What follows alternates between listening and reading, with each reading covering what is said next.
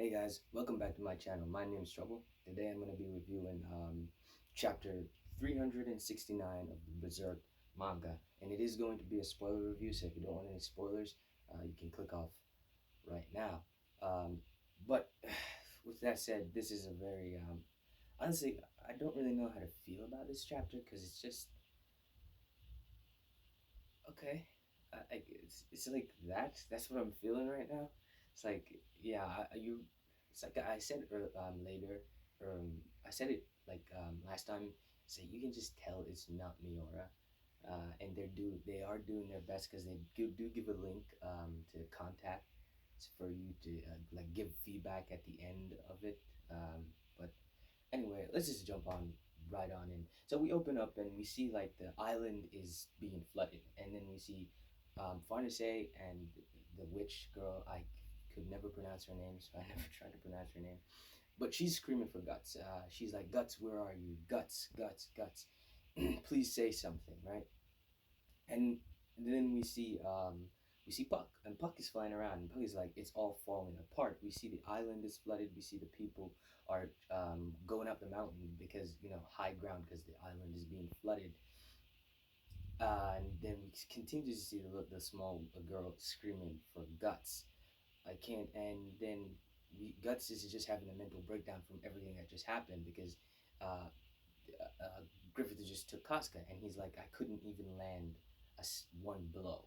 Um, and then he seems to be climbing. Honestly, I don't really know where he is, but he's just breaking down, right? He's just he's breaking down. The only thing that's keeping him up from just falling on his face is the Dragon Slayer.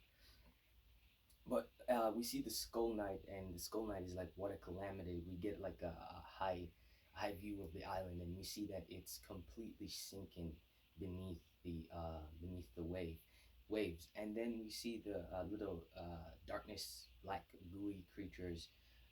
They're still like trying in the sea. Like it seems like the sea is stopping them. But then we get onto the ship, and then we see the men of the ship pull the captain onto the ship, and he's like, Captain, thank God you're safe. What is this? Not sure, but those slimy black things seem to act like haze. They evaporate after contact with light and seawater. I thought they were done for. I thought we were done for. My bad.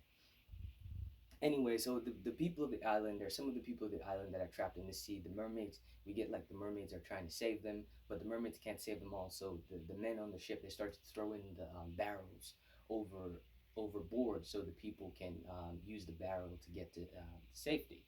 And they keep doing that, and by the end of it, the entire island is sunk, and only one mountain is like just the top of a mountain is left. The whole island is sunk, and everyone is there. They're standing, they're watching, and they're like, "What the like?" Their mind is just like, "What just happened? This is insane." Everybody's just breaking down. And right as that starts, and right as before we can even get into like for the people to process anything that just happened, um, we see the mermaid girl and the witch. Ah, God, I cannot remember their names. Their names are way too hard to pronounce for me. The witch, the elf queen, they start to glow, and they're like, what's going on? You're glowing, and then the witch lady says that it's time. We cannot remain in the corporeal world. So apparently, because remember, it was like the last gateway or the last tree that was tethering them to the world, so they can no longer hold on. And then we see like the mermaid girl and all like the mythical fantasy s creatures are just evaporating, and they're not evaporating, they're not dying, they're just shifting out of this world, right? They can't hold on to this world. All of them, the deer men and the dude with the deer head, all the mermaids, like everyone is just disappearing, and they're all gone. Everyone is left in shock. The witches, the mages that were on the island, they're like, they're running after them, their queen, and and then Isujo is having a mental breakdown because his little girlfriend is gone, and it's like everyone is just broken. And then it says, tranquil aftermath of a storm that swept away everything but despair. And we see Guts. He's on the ground, just kneeling. His head is on the Dragon Slayer. Still, it's like he's not really processing anything that just happened around him. He's like he's just so focused on the fact that he lost Casca and he couldn't protect her. He couldn't land a single blow on Griffith.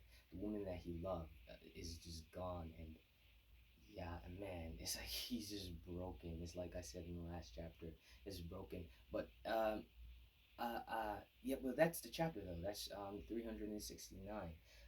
It's like I said, I'm curious to see where it's going. They haven't really done much from where Miura left off. Things have been happening, but we haven't really done much. We haven't really gotten to like the meat of Berserk, where the character. We haven't seen any of the characters really giving reactions or acting to anything around it. Not that much. They haven't really gone deep into it from here on out. But they can only keep allowing events to happen for so long, but I am very curious to see where it goes. It's like I said at the start, my reaction to these um, chapters that are not written by Miura is very much okay. This is interesting. That's kind of my reaction to it, but I am curious to see where it goes and what they're gonna do, because this these events are just guts is just Guts is broken. Casca is gone. The maid that was gonna help us, well, she did help us restore Casca, but we assumed that she was going to be a great ally.